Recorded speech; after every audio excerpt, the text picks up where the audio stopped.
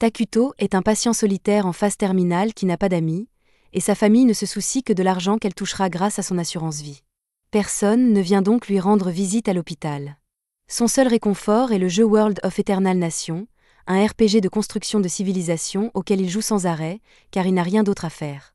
Un jour, Takuto perd connaissance à cause de sa maladie, et lorsqu'il rouvre les yeux, il se retrouve assis sur un trône de pierre au milieu d'une forêt.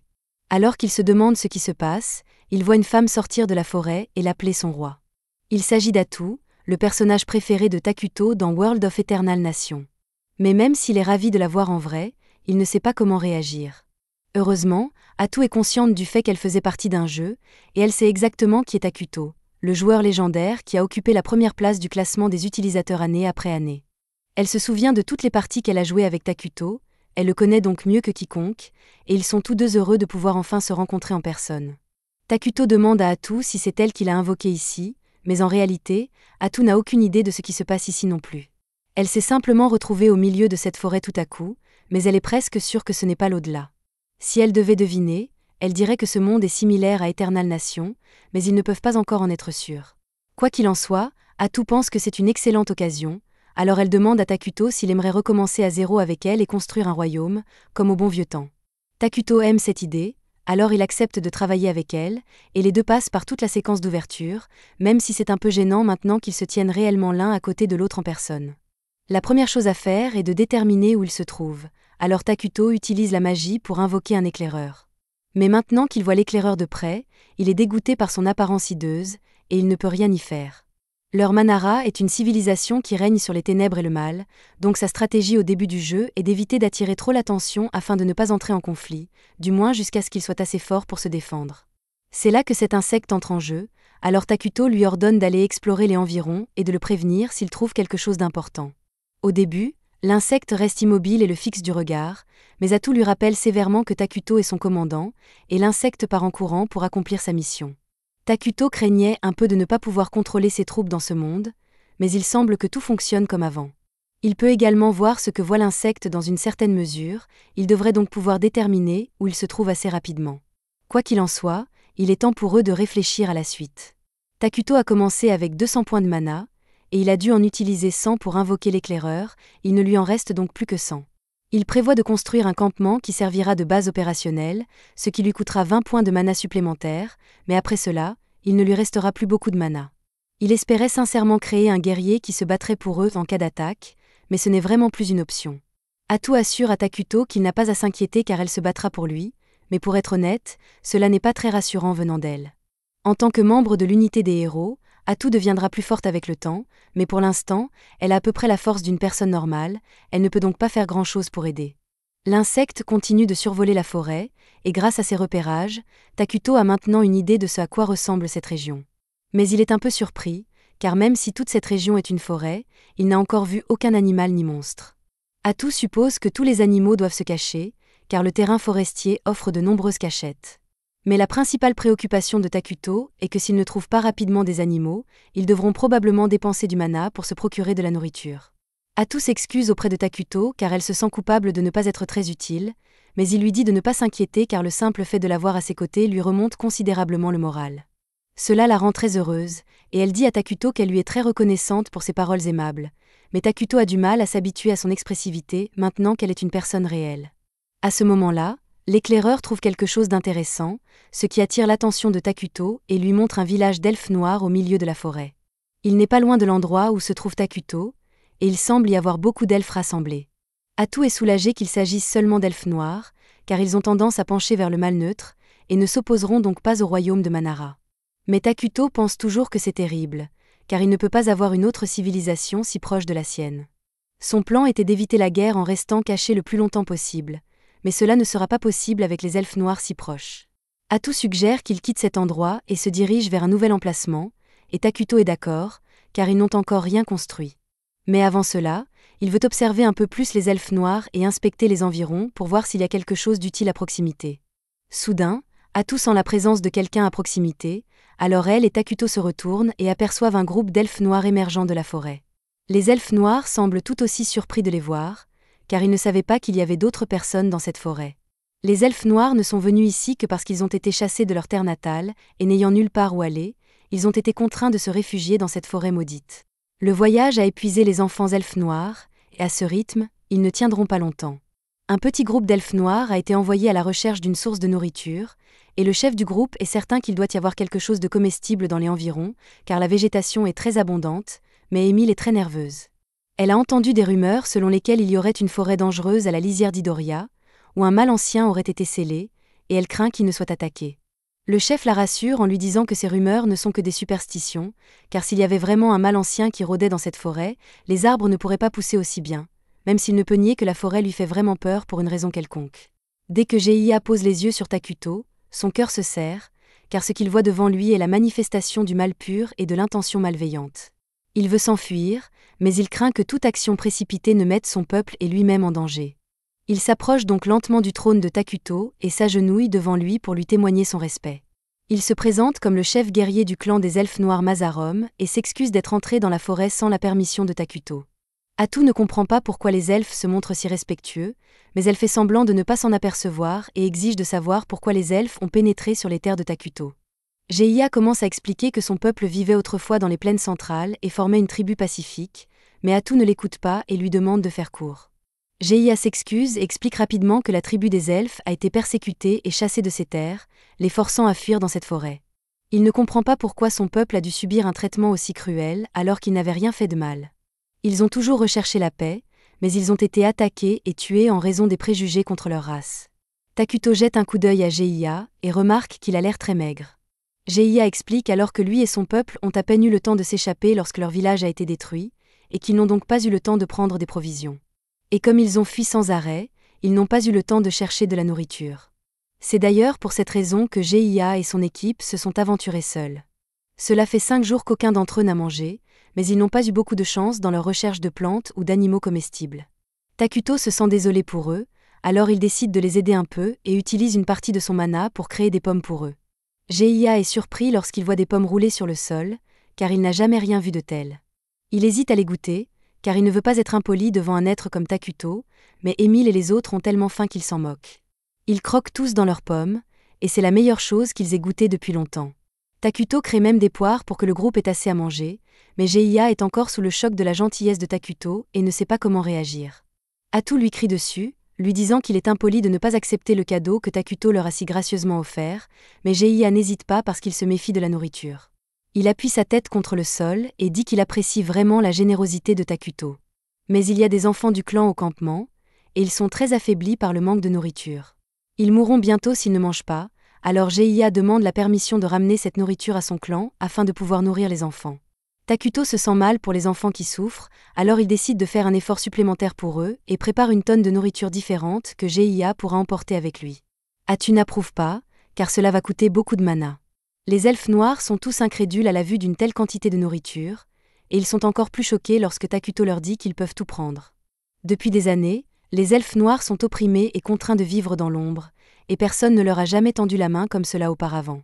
Les elfes noirs expriment leur profonde gratitude envers Takuto et transportent la nourriture jusqu'au camp. Au camp, les elfes noirs sont tous sur le point d'abandonner, mais quelques-uns d'entre eux gardent l'espoir que Geia et les autres reviennent avec de la nourriture. À ce moment-là, tout le monde dans le village sent une odeur délicieuse. Alors ils se retournent tous, et à leur grande joie, ils voient Geia et les autres porter des sacs de nourriture sur leur dos. Ils sont tous soulagés de ne plus avoir à souffrir de la faim, et tout le monde félicite Geia d'avoir trouvé autant de nourriture. Mais lorsqu'il lui demande où il a trouvé, il répond simplement qu'il a eu de la chance, sans donner de détails sur sa rencontre avec Takuto. Plus tard dans la nuit, Geia est plongé dans ses pensées, les yeux fixés sur le feu, quand soudain, le chef du clan, Moltar, s'approche de lui. Il dit à Geia qu'il a fait du bon travail aujourd'hui et que les fruits qu'il a trouvés sont incroyables, mais il remarque que Geia ne semble pas très heureux, alors il lui demande ce qui ne va pas. Après un bref silence, Geia explique qu'il a rencontré un être légendaire au fond de la forêt et qu'il ne sait pas comment réagir. Moltar lui demande de quelle légende il parle, et Geia lui explique qu'Émile a mentionné un être puissant qui aurait été enfermé dans la forêt maudite. Moltar a déjà entendu parler de cette légende et il est choqué d'apprendre que Geia a réellement rencontré le roi de la ruine. Il explique que, selon la légende, lorsque le monde devient trop prospère, le roi de la ruine descend sur terre et détruit tout, forçant toutes les civilisations à repartir de zéro. En toute honnêteté, Moltar ne peut garantir que la légende est vraie, mais il est enclin à y croire. Il demande à Geia si l'être qu'il a rencontré s'est présenté comme le roi de la ruine, mais Geia ne se souvient pas qu'il ait dit quoi que ce soit de tel. Cependant, vu son apparence terrifiante, un nom comme roi de la ruine lui va comme un gant. Moltar demande à Geia s'il a parlé au roi de la ruine, mais Geia répond que ce n'était pas vraiment une conversation. Le roi de la ruine n'a pas dit grand-chose, mais il avait une femme à son service qui parlait en son nom. D'après la description que Geia a fait de cette rencontre, Moltar est certain que cet être est de mauvais augure, alors il demande à Geia s'il a dû faire quelque chose comme vendre son âme en échange de la nourriture. Geia explique que le roi de la ruine n'a rien demandé en échange, mais Moltar trouve cela absurde, car quel genre d'être maléfique donne des choses gratuitement? Geia ne sait pas non plus pourquoi le roi de la ruine a fait cela, mais s'il devait deviner, il dirait que c'était par miséricorde. Il suppose que sa grâce a dû compatir à leur situation difficile et leur a offert son aide pour les sauver. Moltar est choqué que Geia appelle le roi de la ruine sa grâce, car c'est un titre utilisé uniquement pour montrer le plus grand respect. Mais Geia ne voit rien de mal à s'adresser au roi de la ruine en l'appelant sa grâce, car c'est quelqu'un qui mérite le respect. Moltar n'arrive pas à croire que Geia défende réellement le roi de la ruine et lui demande s'il a été hypnotisé ou quelque chose comme ça. Mais Geia fait remarquer que la seule raison pour laquelle ils peuvent se permettre de gaspiller leur énergie à se disputer ainsi, c'est grâce à la nourriture que leur a donnée ce soi-disant dieu maléfique. Et ce n'est pas comme si Geia aurait pu refuser l'offre alors qu'ils avaient désespérément besoin de nourriture, alors que voulait exactement Moltar qu'ils disent. Moltar se rend compte qu'il n'a pas le droit de juger la décision de Geia de faire confiance au roi de la ruine, car compte tenu de la situation, c'était la meilleure option. Cependant, en tant qu'ancien de cette tribu, il est de son devoir de veiller à la sécurité de tous, alors il déclare qu'à partir de maintenant, c'est lui qui s'occupera des négociations avec le roi de la ruine. Il est en vie depuis plus de 200 ans, il est donc certain de pouvoir parvenir à un accord avec le roi de la ruine. Pendant ce temps, au campement de Takuto, celui-ci se fait réprimander par Atu pour avoir gaspillé son mana en faisant preuve d'insouciance. Elle lui demande pourquoi il a agi ainsi, mais Takuto répond simplement qu'il se sentait désolé pour les elfes et qu'il ne voulait pas laisser leurs enfants mourir de faim. Atu comprend cela, mais elle rappelle à Takuto qu'ils viennent à peine de commencer à établir leur royaume et qu'ils ne peuvent donc pas gaspiller leurs ressources de cette manière. Elle a raison, alors Takuto s'excuse de ne pas avoir consulté Atu avant d'utiliser son mana et promet de se rattraper. Mais à part ça, il y a quelque chose qui le tracasse depuis un certain temps. Il n'a pas pu parler correctement aux elfes noirs quand ils sont arrivés parce qu'il était trop nerveux. Atu est surprise d'entendre cela, car elle pensait que Takuto jouait délibérément le rôle d'un être supérieur dédaigneux, mais en réalité, il est simplement maladroit en société. À ce moment-là, l'insecte éclaireur revient et informe Takuto que les elfes s'approchent à nouveau de cette zone. Takuto et Atu sont surpris que les elfes reviennent, mais comme il leur a donné plus de nourriture qu'ils ne pouvaient en transporter la dernière fois qu'ils étaient là, ils supposent qu'ils reviennent chercher le reste. La coexistence de cultures différentes dans un même espace est vouée à provoquer un conflit à un moment ou à un autre, alors Takuto aimerait vraiment que les elfes prennent la nourriture et s'en aillent. Il pourrait simplement leur dire de quitter la forêt, mais cela nécessiterait d'entretenir une conversation avec quelqu'un d'autre qu'Atu, et cela dépasse les compétences de Takuto. Atu voit que Takuto est troublé par cette situation, alors elle a une idée et suggère de mener toutes les négociations à la place de Takuto. De cette façon, Takuto apparaîtra comme un roi mystérieux et digne plutôt que comme un adolescent socialement maladroit. Il aime cette idée, mais il demande si cela ne pose vraiment pas de problème qu'il la laisse parler à sa place. Cependant, Atu répond qu'elle est toujours heureuse de rendre service, et qu'elle n'a donc aucun problème à être la voix de Takuto. Peu de temps après, Moltar et Geia arrivent et s'agenouillent devant Takuto. Tout d'abord, Moltar se présente comme le chef de la tribu des elfes noirs et exprime sa profonde gratitude à Takuto pour avoir fourni à sa tribu la nourriture dont elle avait désespérément besoin. Il demande à connaître le nom de leur bienfaiteur afin de pouvoir le remercier comme il se doit, et après une brève pause pour confirmer auprès de Takuto, Atu annonce qu'il se trouve en présence du roi de la ruine, Takuto. Geia est stupéfaite de réaliser que Takuto est bien le légendaire roi de la ruine, mais ils ne peuvent pas se montrer impolis envers lui, alors Moltar remercie une nouvelle fois Takuto pour sa gentillesse à leur égard. Takuto est soulagé que les négociations se soient bien déroulées jusqu'à présent, et comme il n'y a pas de conflit avec les elfes, Atu leur dit de prendre la nourriture et de partir. Geia et Moltar sont stupéfaits d'entendre cela, car ils s'attendaient à devoir payer un prix élevé pour recevoir l'aide du roi de la ruine. Ils demandent donc à Atu s'ils peuvent vraiment partir sans rien offrir en échange, mais Atu leur rappelle qu'ils n'ont rien de valeur à offrir. Moltar ne veut vraiment pas partir sans payer sa dette, car avec quelqu'un d'aussi puissant que le roi de la ruine, cela pourrait leur coûter leur âme, mais il ne peut pas le dire à voix haute. Takuto sent que la tension monte soudainement, alors il appelle Atu pour lui parler en privé. Atu est vraiment contrariée par l'entêtement de Moltar, et elle est sûre que les elfes finiront par leur causer des ennuis s'ils les laissent tranquilles. Elle suggère donc de tous les tuer et de passer à autre chose, mais Takuto espérait en fait établir une relation mutuellement bénéfique avec eux. Il comprend que Moltar est mal à l'aise à l'idée de recevoir de l'aide gratuitement, surtout lorsqu'elle provient de quelqu'un appelé le roi de la ruine, alors il suggère de demander une compensation raisonnable pour le rassurer. Atu trouve que c'est une bonne idée, alors elle transmet la décision de Takuto aux elfes, et Moltar semble soulagée, mais Atu essaie toujours de déterminer ce qu'elle pourrait demander en compensation. Elle se tourne vers Takuto pour lui demander de l'aide, alors il lui dit de poser des questions sur le monde extérieur. Atu dit à Moltar qu'en guise de compensation, il doit fournir à Takuto des informations sur le monde extérieur à cette forêt, et il répond qu'il serait ravi de le faire. Cependant, Atu lui dit qu'une fois qu'il aura fourni ces informations, lui et son peuple devront quitter immédiatement cette forêt. Mais cela signifierait que les elfes seraient à nouveau contraints d'errer sans domicile. Il demande à Takuto de les autoriser à rester dans la forêt, mais Atu refuse immédiatement sa demande et lui dit que s'il tient à la vie, il ferait mieux de ne parler à personne de la présence de Takuto. Gei s'apprête à protester, car la tribu des elfes noirs ne survivra pas si elle est contrainte de quitter la forêt, mais Moltar l'en empêche, car ils ne peuvent pas prendre le risque de contrarier Takuto. Ils se lèvent tous les deux et commencent à s'éloigner, mais alors qu'ils partent, Takuto se demande si tout cela est vraiment acceptable, car il ne veut pas forcer les elfes à souffrir, et c'est alors qu'il a une idée géniale. Il les appelle tous les deux et leur demande s'ils veulent devenir ses citoyens, mais ils sont tellement stupéfaits par cette proposition qu'ils ne savent pas comment réagir. Même Atu n'arrive pas à croire ce qu'il vient de dire, alors elle demande une autre discussion en aparté et lui demande pourquoi il a dit une chose pareille. Takuto explique qu'il pensait recruter les elfes noirs grâce au système de réfugiés, et maintenant qu'il en parle, Atu se rend compte que ce n'est pas une mauvaise option. Les elfes noirs ne sont ni bons ni mauvais par nature, ils n'auront donc pas de conflit majeur avec le royaume maléfique de Takuto. De plus, dans le jeu, les principaux citoyens de Manara étaient des humains, et ici, ils sont affreux, alors il demande à Atu si elle veut vraiment vivre dans un royaume où il n'y a que cela. Atu est désormais d'accord, alors elle se tourne vers Moltar et Geiya et leur dit que s'ils acceptent de devenir citoyens de Manara, ils seront protégés.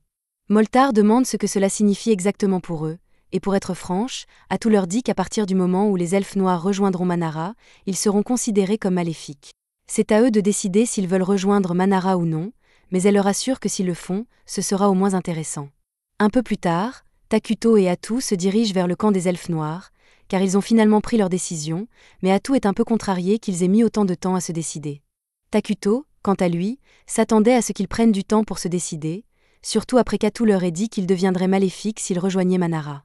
Finalement, ils arrivent au camp des elfes noirs, et dès son arrivée, Moltar annonce à tout le monde que leur nouveau roi est arrivé. Ils s'agenouillent tous et ouvrent un passage à Takuto, qui se dirige vers le trône qu'ils ont fabriqué pour lui. Certains elfes sont terrifiés lorsqu'ils voient Takuto pour la première fois, tandis que d'autres semblent excités, mais ceux qui s'approchent un peu trop près finissent par s'évanouir sous l'effet de l'énergie noire qui se dégage de lui. Geiya avertit tout le monde de ne pas regarder Takuto directement, car ils pourraient penser qu'ils sont impolis, mais Takuto ne s'en soucie pas vraiment. Une fois que Takuto est assis sur le trône et que tous les elfes noirs sont rassemblés, il déclare officiellement que toutes les personnes présentes ici seront désormais citoyens de Manara. C'est à peu près tout. Tous les elfes noirs sont désormais citoyens de Takuto, mais Geiya s'attendait honnêtement à plus, car Atu avait dit qu'il deviendrait maléfique. À ce moment-là, une immense haine commence à envahir le corps de Geiya, alors qu'il se souvient de toutes les injustices que lui et son peuple ont subies, et il en va de même pour tous les autres membres de la tribu des elfes noirs. Après s'être rappelé comment ils ont été persécutés, ils sont tous soulagés et enthousiastes à l'idée d'avoir quelqu'un comme Takuto pour veiller sur eux. Quelques jours passent dans le nouveau royaume de Manara, mais les choses ne se passent pas bien du tout pour Takuto. Il était en train de regarder la carte que Moltar lui a donnée, et il devient incroyablement frustré car c'est le pire RNG qu'il ait jamais eu pour son emplacement de départ. Atu lui demande ce qui ne va pas, alors il montre la carte et explique qu'au nord de cette forêt se trouve le saint royaume de Kolia, qui vénère le dieu Arlo, et le royaume elfique d'Elna, qui vénère la nature. Tous deux sont fortement orientés vers le bien, donc si l'un d'eux venait à découvrir l'existence de la nation maléfique de Manara, Takuto et Atu seraient cuits. Ils n'ont aucune chance de vaincre des nations aussi puissantes dans un affrontement direct, et pour ne rien arranger, cette forêt maudite ne recèle aucune ressource exploitable, ce qui rend la situation encore plus difficile. Le bon côté des choses, c'est qu'ils ont désormais les elfes noirs, qui devraient leur permettre de compenser les faiblesses actuelles du royaume. En parlant des elfes, Atu les entend approcher et semble ravi, car ils sont probablement là pour lui livrer des informations précieuses. Peu après, Moltar et Geiya arrivent, accompagnés cette fois-ci d'Emile. Geiya explique qu'Emile est très intelligent et qu'il connaît bien les traditions et les affaires étrangères, et qu'il est donc certain qu'il sera d'une grande aide pour les projets de Takuto. Takuto est ravi de cette aide supplémentaire, mais il remarque qu'ils sont très nerveux en sa présence, alors il demande à Atu de leur dire qu'ils n'ont pas besoin d'être aussi formels avec lui. Atu leur annonce ensuite que Takuto a pris quelques décisions concernant l'administration de Manara. À partir d'aujourd'hui, il nommera Moltar et Geiya à des postes clés. Moltar s'occupera de la gestion des affaires de la nation, et d'après ce qu'Atu a entendu, Moltar devrait être capable d'utiliser la magie, elle attend donc beaucoup de lui. Quant à Geiya, il sera nommé capitaine des guerriers de toute l'armée de Manara et aura toute autorité sur les troupes. Geiya se dit honoré et promet de massacrer sans hésiter tous ceux qui se mettront en travers du chemin de Takuto. Takuto est déconcerté par le sérieux avec lequel Geiya a prononcé ces mots, alors il demande à Atu de dire à tout le monde qu'il préfère la paix et qu'il faut éviter de déclencher des conflits sauf en cas d'absolue nécessité. Geiya n'arrive pas à croire que le roi de la ruine soit en réalité un pacifiste, mais quoi qu'il en soit, Atu dit à tout le monde de se reposer pour l'instant, car ils vont bientôt commencer à construire des maisons dans la forêt. Moltar remercie Atu pour sa considération et tente de se donner bonne conscience en lui disant que ses connaissances le rendront bien plus utile qu'une brute comme Geiya. Mais Geiya commence à argumenter qu'un vieil homme comme Moltar ne sera de toute façon pas d'une grande aide pour la construction. Atu n'est pas vraiment intéressée par leur dispute, mais comme il semble impatient de se mettre au travail, elle demande à Takuto si elle peut leur ordonner de commencer immédiatement la construction. Takuto n'y voit aucun inconvénient et leur dit qu'ils peuvent commencer à rassembler les matériaux, mais il souhaite également que cela se fasse de manière à ne pas détruire la forêt. Atu trouve que c'est une excellente idée, alors elle demande à Moltar si c'est possible, et il répond qu'il devrait y arriver s'ils construisent la plupart des maisons dans les cavités des arbres géants. Takuto est ravi d'entendre cela, alors il leur dit de se mettre au travail dès que possible, mais il leur rappelle de reboiser au fur et à mesure. Les trois amis s'apprêtent à se mettre au travail, mais ils sont un peu perplexes car ils ne comprennent pas ce que Takuto entend par « reboiser ». Takuto est surpris qu'il ne sache pas ce qu'est le reboisement, car d'après ce qu'il a entendu, les habitants de ce monde devraient déjà avoir débloqué l'arbre technologique de l'architecture fortifiée. Atu leur demande s'ils connaissent au moins la magie militaire ou les 6 grands éléments, mais Moltar n'a jamais entendu parler que de 4 grands éléments. Quant à la magie militaire, Émile doute que quiconque dans les autres nations la connaisse, alors Takuto et Atu se rendent compte que les habitants de ce monde sont étonnamment sous-développés. À l'heure actuelle, la magie technologique des elfes noirs est bien en deçà des attentes de Takuto. Mais si le reste du monde en est au même stade de développement, Takuto pense qu'il devrait pouvoir les rattraper rapidement. Cela prendra encore beaucoup de temps, alors pour l'instant, Atu explique ce qu'est le reboisement. Il s'agit essentiellement de replanter des arbres au fur et à mesure qu'on les abat afin de préserver la forêt. Mais normalement, les arbres mettent des décennies à pousser naturellement. Donc dans ce cas, le reboisement fait référence à une technique spéciale qui utilise des éléments magiques pour accélérer la croissance. Elle dit que c'est une technique créée personnellement par Takuto, mais c'est un gros mensonge, car Takuto n'a rien inventé, mais il serait gênant de dire la vérité maintenant. Émile est très enthousiaste à l'idée que Takuto possède des connaissances incroyables. Alors elle lui demande s'il est celui qui a créé les pommes et les raisins qu'il leur a donnés. Elle a même planté quelques graines de raisin et elles ont déjà commencé à germer, alors elle est impatiente de voir comment elles vont pousser. Takuto et Atu se taisent tous les deux dès qu'Émile mentionne qu'elle a planté un pépin de raisin, car cette idée ne leur avait même pas traversé l'esprit. Les fruits comme les raisins et les pommes n'existent pas dans ce monde. Pourtant, Takuto a pu les créer grâce à son talent de production d'urgence, et si son hypothèse est correcte, alors ce talent ne devrait pas se limiter à la nourriture. Takuto l'atteste en invoquant une pièce de monnaie, et comme il s'y attendait, cela fonctionne parfaitement. Grâce à cette nouvelle découverte, tant qu'il dispose du mana nécessaire, il peut créer n'importe quoi, de la poudre à canon aux métaux communs, en passant par le pétrole. Conquérir le monde ne sera donc peut-être pas aussi difficile qu'il le pensait. C'était la fin de l'épisode 2. Abonnez-vous pour ne pas manquer le prochain.